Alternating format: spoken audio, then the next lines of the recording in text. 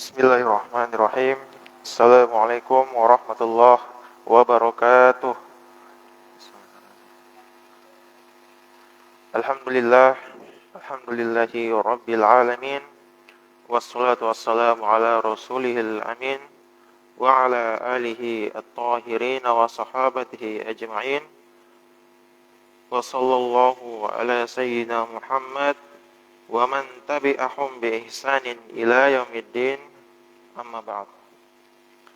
Hadirin jamaah salat maghrib rahimani wa rahimakumullah, dimuliakan Allah Subhanahu wa taala. Alhamdulillah, pada kesempatan ini kemudian kita kembali dipertemukan oleh Allah Subhanahu wa taala dengan nikmat yang kemudian Allah berikan kepada kita, sehingga pada kesempatan ini kita masih mampu untuk melaksanakan sebuah kewajiban kita di hadapan Allah Subhanahu wa taala.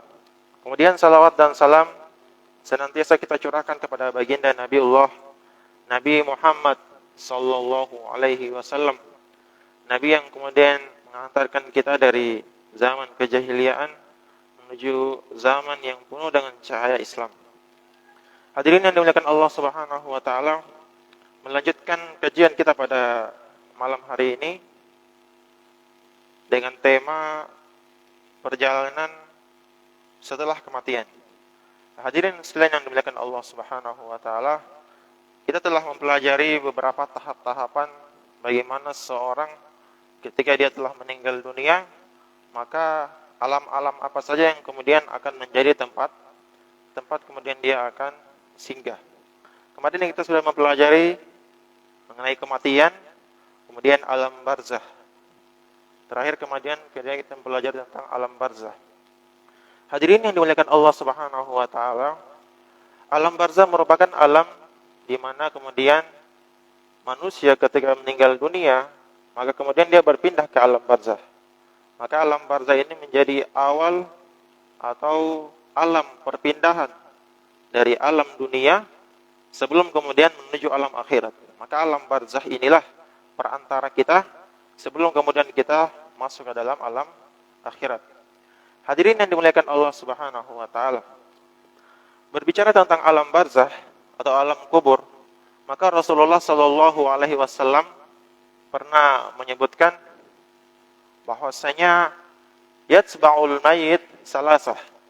Jadi pada saat kita meninggal dunia, hadirin sekalian, maka ada 3 hal yang akan mengikuti kita pada saat kita dihantarkan menuju liang lahat. Jadi ada 3 hal. Rasulullah menyebutkan, ya buqa itsnan wa yarji' wahid. Akan menetap 1 hal dan 2 hal akan pergi. Jadi ada 3. Rasulullah menyebutkan yang pertama adalah ahluhu, keluarganya. Yang kedua maluhu, hartanya. Kemudian yang ketiga amaluhu. Jadi ada 3. Keluarga kita, harta kita, dan amalan kita. Rasulullah menyebutkan ada 2 yang kemudian akan pergi dan ada 1 yang akan tetap dan membersamai kita di alam barzah. Jadi ada 2. Jadi 2-nya itu kata Rasulullah, yang pertama adalah keluarga kita.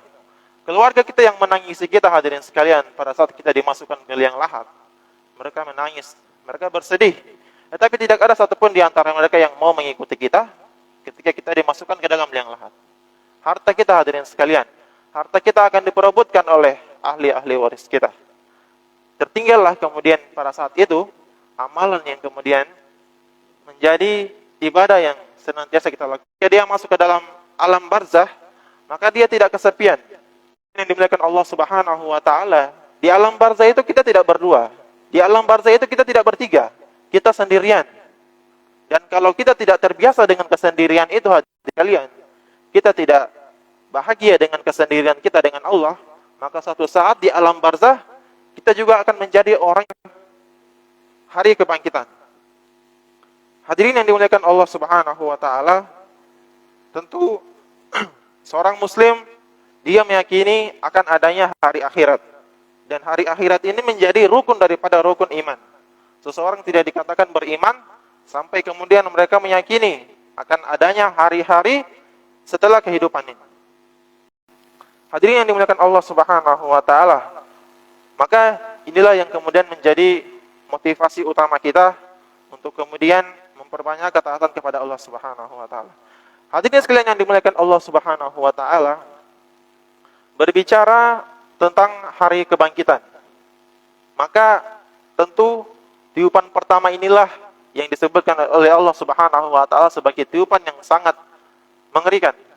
Bahkan disebutkan dalam Al-Qur'an, manusia itu ketika mereka mendengarkan tiupan itu, ka'annahum jaradun muntashir. Seakan-akan mereka itu seperti belalang yang berterbangan. Imam Al-Baghawi mengatakan belalang yang terbangan itu maksudnya orang yang kemudian tidak tahu arah. Orang yang kemudian kaget dan dengan apa yang kemudian terjadi dengan bumi pada saat itu. Tidak pernah kemudian terbayang dalam pikiran mereka dan kemudian tidak pernah terbesit akan hal itu terjadi pada mereka.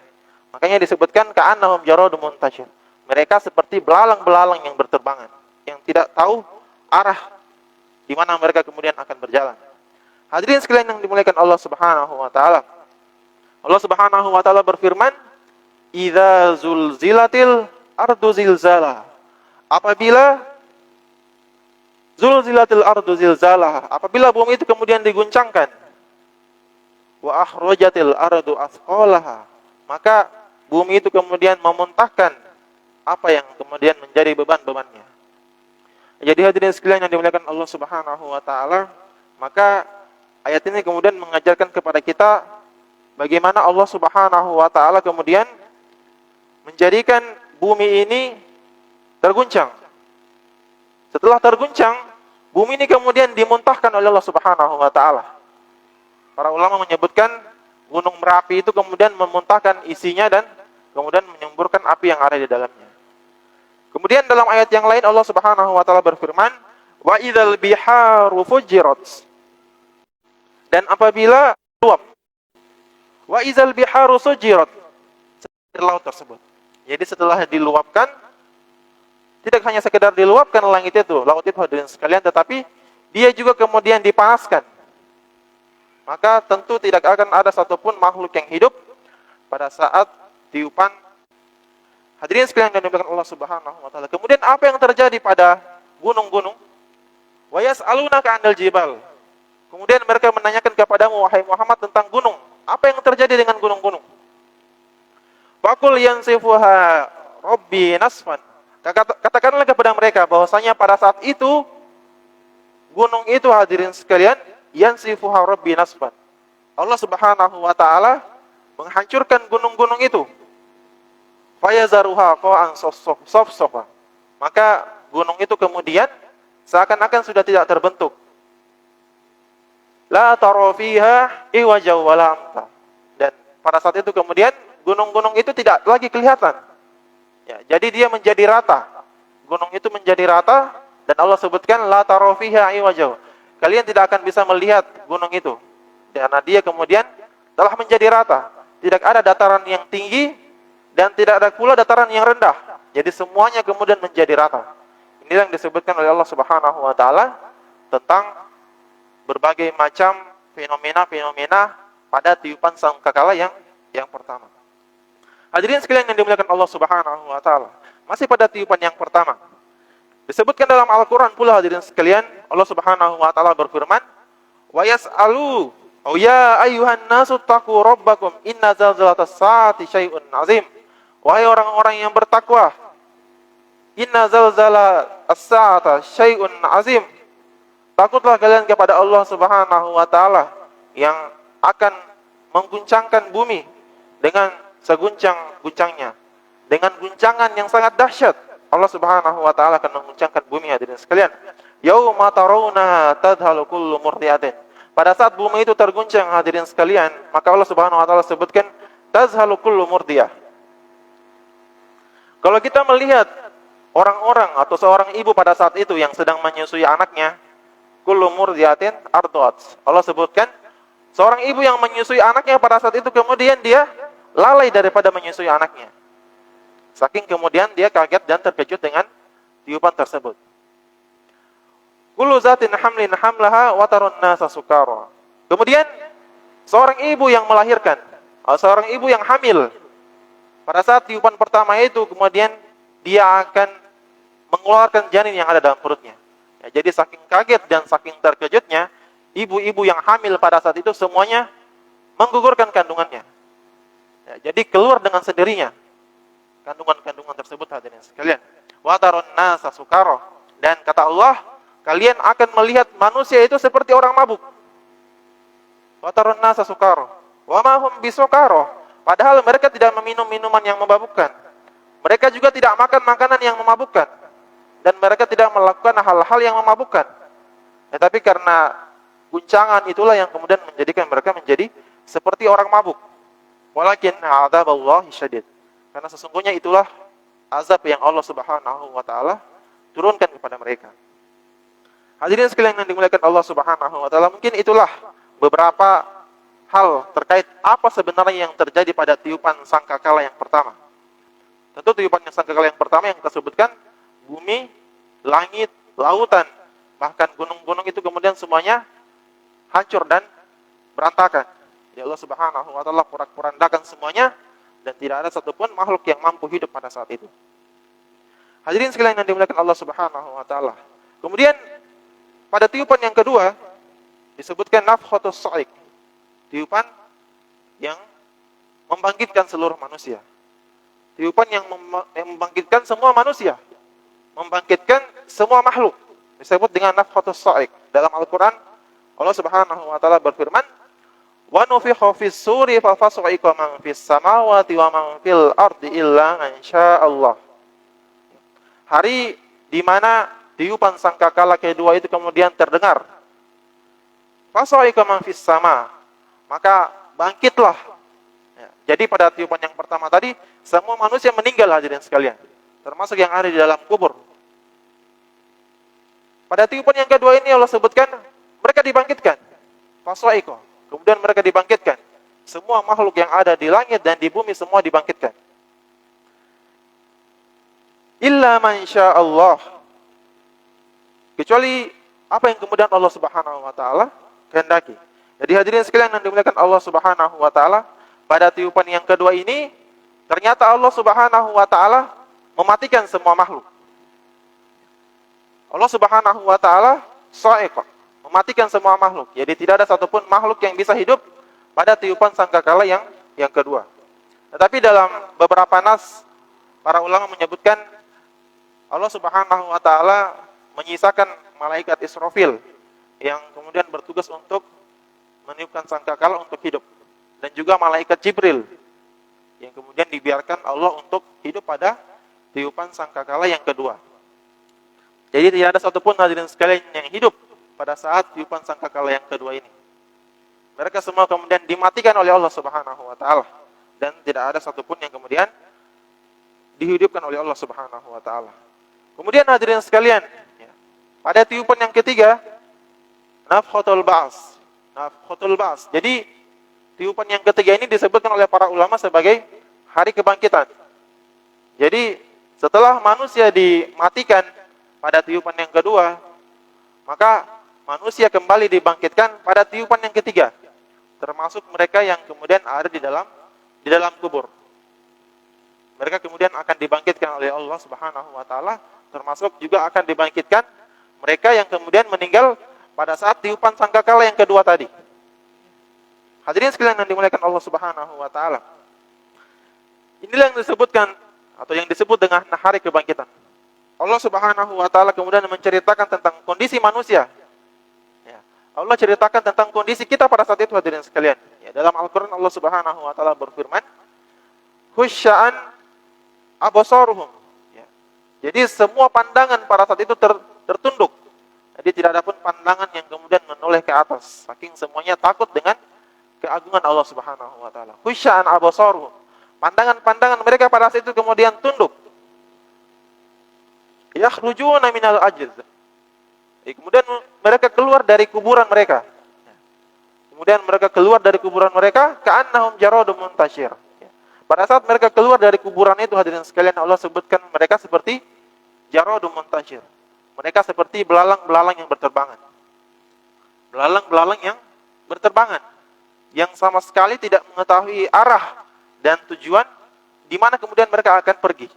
Ya, jadi semuanya Ada yang pergi ke belakang, ada yang pergi ke samping, kiri, kanan, ke depan. Semuanya tidak tahu arah. Jadi mereka berjalan seakan-akan tidak ada tujuan daripada apa yang ingin mereka lakukan. Ya, itulah disebutkan sebagai belalang-belalang yang berterbangan. Kalau kita lihat belalang-belalang itu hadirin sekalian, sembarang saja kemudian mereka terbang. Ada yang terbang ke sana, ada yang ke sini, kemari, dan lain sebagainya. Jadi tidak sama sekali tidak tahu arah. Nah, itulah yang terjadi pada manusia. Itulah yang akan terjadi pada manusia pada tiupan sangkakala yang ketiga. Mereka bangkit seperti belalang-belalang yang berterbangan. Dalam Al-Quran Allah Subhanahu wa taala sebutkan yauma yafirrul mar'u min akhihi. Jadi pada saat tiupan yang ketiga ini hadirin sekalian, manusia itu kemudian akan lari dari saudaranya. Yafirru min akhihi, dia akan lari dari saudaranya. Wa ummihi wa abihi, seorang anak akan lari dari ayahnya. Seorang anak akan lari dari ibunya. Seorang ibu akan melarikan anaknya. Seorang ibu akan melarikan suaminya. Wa sahibatihi wa bani, seorang istri juga akan meninggalkan suaminya. Seorang anak akan pergi meninggalkan keluarganya. Likulli imri'in minhum yawma idzin sya'nu yughni. Allah sebutkan setiap manusia pada saat itu tidak akan memikirkan orang lain. Setiap orang tidak akan memikirkan urusan orang lain. Kalau di dunia kita masih bisa memikirkan orang lain, kita masih bisa menceritakan orang lain, tetapi di akhirat hadirin sekalian, kita perlu tahu, di akhirat kita tidak akan mampu untuk memikirkan apa yang terjadi pada orang lain. Kita akan sibuk dan bahkan takut dengan apa yang akan terjadi pada diri kita pada saat itu. Tidak ada kemudian yang mengira dirinya akan diselamatkan oleh Allah Subhanahu wa taala. Tidak ada yang mengira satupun di antara mereka akan diselamatkan oleh Allah Subhanahu wa taala. Saking pada hari itu Allah Subhanahu wa taala berikan ketakutan kepada mereka. Ya, jadi hadirin sekalian yang dimuliakan Allah Subhanahu wa taala, itulah yang terjadi pada tiupan yang ketiga. Yuhsyarun nasu yaumal qiyamah. Mereka dikumpulkan pada tiupan yang ketiga ini hadirin sekalian. Yuhsyarun. Mereka dikumpulkan. Semua manusia itu kemudian dikumpulkan di satu padang atau di satu tempat. Hufatan, uratan, burlan, buhman. Manusia itu kemudian dikumpulkan oleh Allah Subhanahu wa taala dalam keadaan hufatan. Hufatan artinya mereka tidak memiliki alas kaki. Jadi tidak ada yang dipakai untuk kemudian menjadi alas pada kaki-kaki mereka. Uratan, aurat mereka semuanya tersingkap. Jadi tidak ada pakaian. Tidak ada seorang yang dapat menggunakan pakaian pada saat itu. Mereka semua dalam keadaan tidak memiliki pakaian atau dalam tanda kutip telanjang. Uratan, gurlan buhman. Gurlan artinya mereka belum dihitan. Ya. Jadi tidak ada satupun manusia ya pada saat itu dihitan. Semuanya kembali normal sebagaimana kemudian mereka dilahirkan pada saat mereka keluar daripada perut seorang ibu. Maka seperti itulah kemudian mereka akan dikumpulkan pada saat itu di hadapan Allah Subhanahu wa taala. Tidak memiliki alas kaki, tidak memiliki pakaian, tidak dihitan, buhman, dan tidak membawa apa-apa. Jadi tidak ada satupun harta yang kita miliki di dunia ini, apapun yang kita miliki pada saat ini, maka tidak ada satupun kata Allah Subhanahu wa taala yang mampu untuk kita bawa. Tidak ada satupun yang kemudian mampu untuk kita simpan sebagai bekal kita. Jadi kita akan datang kepada Allah Subhanahu wa taala tanpa membawa sesuatu apapun. Hadirin sekalian yang dimuliakan Allah Subhanahu wa taala, inilah kemudian apa yang terjadi pada tiupan sangkakala yang tiga.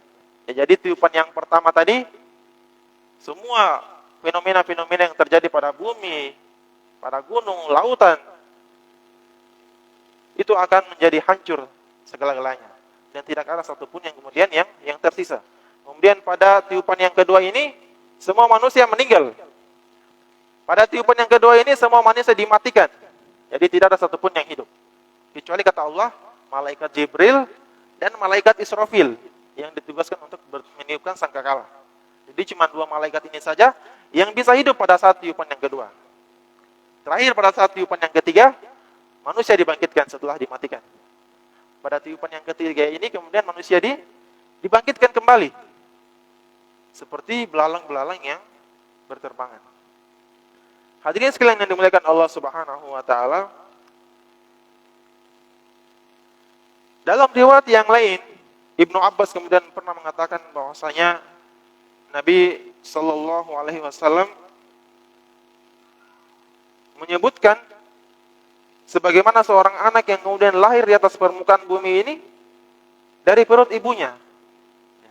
Jadi ternyata pada saat tiupan yang ketiga itu, hadirin sekalian, kita akan dikembalikan. Ya. Jadi posisi kita, keadaan kita pada saat itu sama seperti pada saat kita keluar dari perut ibu kita.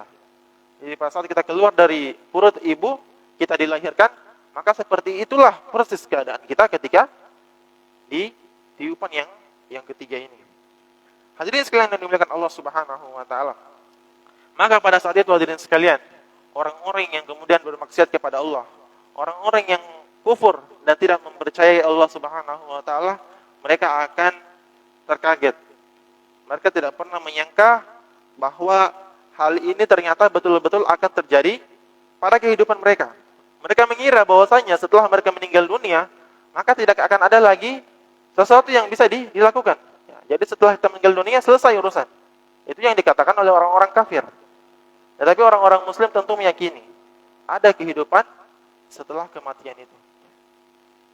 Hadirin yang dimuliakan Allah Subhanahu wa taala. Allah Subhanahu wa taala berfirman, "Limanil mulku yaum lillahi wahidil qahhar." Ya.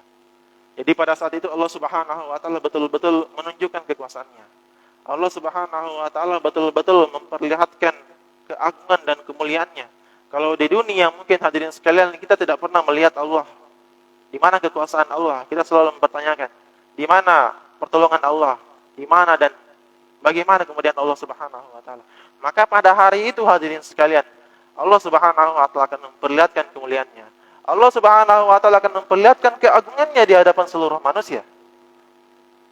Maka orang-orang kafir yang ingkar kepada Allah akan takut pada saat itu, dan orang-orang yang beriman akan berbahagia ketika mereka mendapatkan kemuliaan dari Allah Subhanahu wa taala atas keimanan mereka kepada Allah Subhanahu wa taala semasa hidup di dunia. Hadirin yang dimuliakan Allah Subhanahu wa taala, Allah mengatakan, milik siapa keagungan pada hari ini? Ya. Jadi pada saat manusia dikumpulkan, maka Allah berdiri di hadapan mereka semua, kemudian Allah mengatakan, limanil mulku yaum. Milik siapa keagungan pada hari ini? Milik siapa kemuliaan pada hari ini? Di mana berhala-berhala yang kalian sembah? Di mana Tuhan-Tuhan yang kalian sembah selain aku semasa hidup di dunia? Jadi tidak ada satupun yang kemudian berani untuk menunjukkan dirinya di hadapan Allah untuk mengatakan bahwasanya ada Tuhannya daripada Tuhan selain Allah Subhanahu wa taala. Tidak ada yang kemudian berani untuk mengatakan ada Tuhan selain Allah. Lillahi wahidil qahhar. Dan Allah Subhanahu wa taala itu Maha Esa dan Maha Perkasa. Hadirin sekalian yang dimuliakan Allah Subhanahu wa taala. Jadi itulah kurang lebih apa yang terjadi pada hari kebangkitan. Hari yang terjadi setelah manusia kemudian dibangkitkan dari alam kubur. Hadirin yang dimuliakan Allah Subhanahu wa taala. Kemudian kita berpindah ke fase padang mahsyar. Ya. Hadirin sekalian yang dimuliakan Allah Subhanahu wa taala. Setelah alam barzah, tentu ada yang disebut dengan hari kebangkitan. Sebagaimana yang telah kita sebutkan. Setelah hari kebangkitan tadi, hadirin sekalian, ada yang disebut dengan fase padang mahsyar. Jadi padang mahsyar ini adalah fase di mana manusia semuanya dari Nabi Adam sampai ujung umat Nabi Muhammad itu semuanya akan dikumpulkan dalam satu tempat. Yauma tubaddalul ardu was samawati ghairul ard wa barazu lillahi wahidil qahhar. Allah Subhanahu wa taala berfirman yang artinya hari di mana Allah Subhanahu wa taala mengganti bumi ini dengan bumi yang lain. Wa barazu lillahil wahidil qahhar.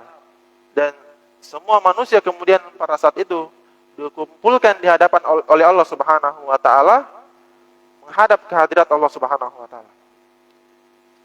Jadi yang namanya fase padang mahsyar, hadirin sekalian, Allah sebutkan akan ada bumi yang kemudian Allah Subhanahu wa taala buat. Jadi bumi itu seakan-akan bumi yang kita tinggali saat ini atau bumi yang akan dibuat baru oleh Allah Subhanahu wa taala. Di sini para ulama kemudian berbeda pendapat. Ada para ulama yang menyebutkan bahwasanya padang mahsyar itu sebenarnya adalah bumi yang kita tinggali saat ini. Ada juga yang mengatakan pada bahwasanya padang mahsyar itu adalah bumi baru yang Allah Subhanahu wa taala akan buat. Adapun orang-orang yang mengatakan bahwasanya padang mahsyar itu adalah bumi yang kita tinggali saat ini, hadirin sekalian, mereka berdalil kepada firman Allah Subhanahu wa taala, "Wa idzal ardu muddat." Jadi apabila langit itu diratakan, ya. Langit yang kita atau apabila bumi itu diratakan. Bumi yang kita tinggali saat ini disebutkan oleh Allah Subhanahu wa taala akan diratakan. Jadi dia betul-betul akan rata. Tidak ada dataran yang tinggi dan tidak ada dataran yang rendah. Jadi semuanya rata, hadirin sekalian. Rata dan datar. Yauma idzin tuhaddisu akhbaraha. Allah menyebutkan bahwasanya bumi pada saat itu akan menceritakan. Bumi akan bersaksi terhadap apa yang telah kita lakukan. Bumi akan bersaksi dan menceritakan kepada Allah Subhanahu wa taala tentang amalan-amalan baik kita dan amalan-amalan buruk kita. Nah, dari dua ayat inilah kemudian para ulama mengambil pendapat bahwasanya bumi yang kita tinggali saat inilah yang kemudian akan menjadi padang mahsyar. Hadirin sekalian yang dimuliakan Allah Subhanahu wa taala, tentu di balik daripada kita memahami dan mengetahui keagungan dan kemuliaan Allah Subhanahu wa taala, maka kita perlu kemudian untuk senantiasa memuhasabah. Kita harus menimbang amalan-amalan kita. Kita harus menghitung-hitung sudah berapa banyak amalan yang kita lakukan untuk kita bertanggungjawabkan di hadapan Allah Subhanahu wa taala. Hadirin sekalian yang dimuliakan Allah Subhanahu wa taala. Di fase padang mahsyar ini, hadirin sekalian, maka kita juga mengetahui sebagaimana disebutkan oleh Rasulullah sallallahu alaihi wasallam dalam hadisnya, haddatsana Anas bin Malik radhiyallahu anhu anna rajulan qala, bahwasanya ada seorang lelaki yang bertanya kepada Rasulullah sallallahu alaihi wasallam, di mana Rasulullah pernah mengatakan bahwasanya orang-orang kafir itu, hadirin sekalian, akan berjalan di atas wajah-wajah mereka. Orang-orang kafir, orang-orang yang ingkar kepada Allah Subhanahu wa taala, di akhirat kelak, di padang mahsyar, mereka akan berjalan di atas wajah-wajah mereka. Jadi kalau biasanya kita berjalan di atas kaki-kaki kita, hadirin sekalian, maka di padang mahsyar ini Allah katakan melalui lisan Rasulullah, mereka akan berjalan di atas wajah-wajah mereka. Makanya pada saat itu kemudian ada seorang yang mengatakan, "Wahai Rasulullah, ya Nabi Allah, kaifa yuhsyarun nas ala wajhi?" Bagaimana manusia itu dibangkitkan? Atau bagaimana orang-orang kafir itu bisa berjalan di atas wajah-wajah mereka? Mungkin kita bertanya, hadirin sekalian, bagaimana caranya kita bisa berjalan di atas wajah-wajah kita? Maka kata Rasulullah sallallahu alaihi wasallam, "Alaisallah allazi amsyahu fid dunya."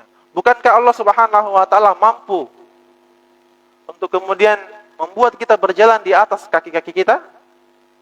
Bagaimana mungkin Allah Subhanahu wa taala tidak mampu untuk membuat orang-orang kafir berjalan di atas wajah-wajah mereka? Nah, jadi ini hadirin sekalian bentuk penghinaan. Bentuk penghinaan kepada orang-orang kafir. Bagaimana Allah bangkitkan mereka bukan berjalan di atas kaki, tapi mereka kemudian dihinakan oleh Allah Subhanahu wa taala pada saat itu berjalan di atas wajah-wajah mereka. Tentu kita berlindung kepada Allah Subhanahu wa taala, semoga kita tidak menjadi atau tidak termasuk daripada orang-orang yang kemudian berjalan di atas wajah-wajah mereka. Hadirin sekalian yang dimuliakan Allah Subhanahu wa taala, tentu banyak sekali fenomena-fenomena yang terjadi pada alam atau padang mahsyar ini, hadirin sekalian.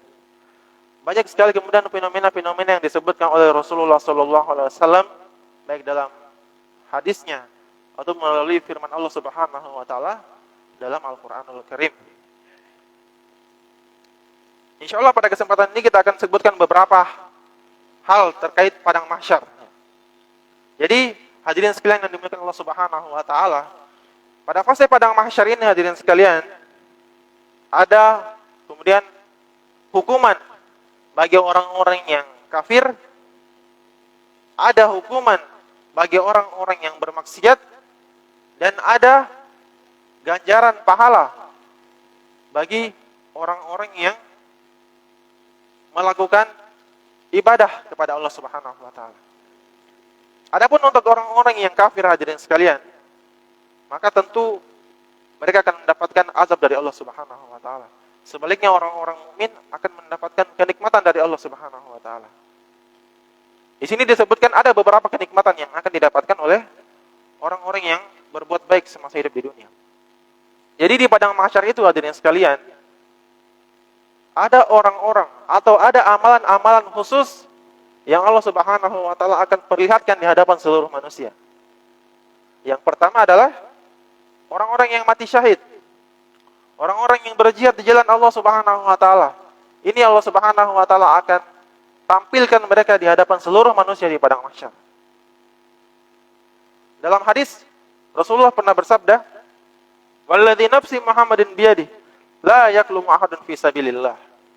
Jadi demi jiwa Muhammad yang berada di tangan Allah Subhanahu wa taala, orang-orang yang berjihad di jalan Allah Subhanahu wa taala, orang-orang yang terluka di jalan Allah Subhanahu wa taala, Allah Subhanahu wa taala yang akan lebih tahu tentang hal itu.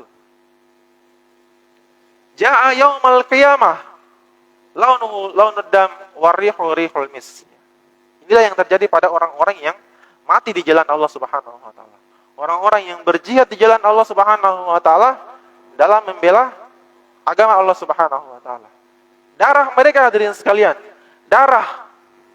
Jadi orang-orang yang meninggal dunia karena syahid berperang di jalan Allah dibangkitkan di padang mahsyar, keadaannya mereka berlumuran darah. Jadi kalau kita kumpul-kumpul di padang mahsyar, kita akan lihat di sisi kita, di dekat-dekat kita, ada orang yang berlumuran darah. Kita akan bertanya, kenapa orang ini kemudian berlumuran darah? Maka jawabannya adalah, mereka itu adalah orang-orang yang semasa dulu di dunia meninggal dalam keadaan berjihad di jalan Allah Subhanahu wa taala.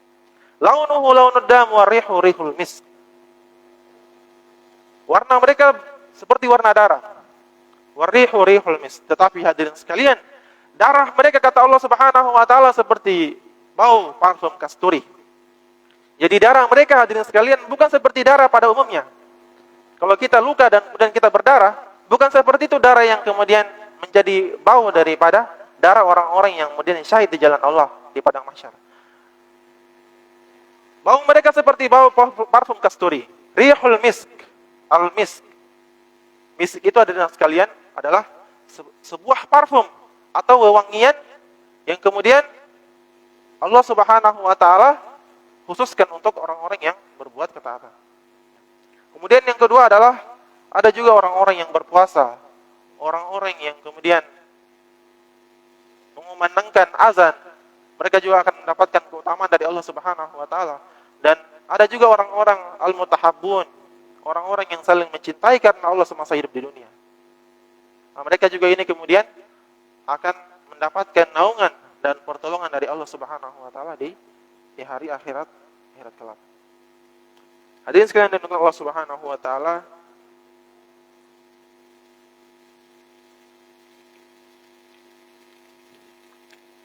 adapun untuk orang-orang kafir hadirin sekalian, maka di antaranya ada seorang pendusta.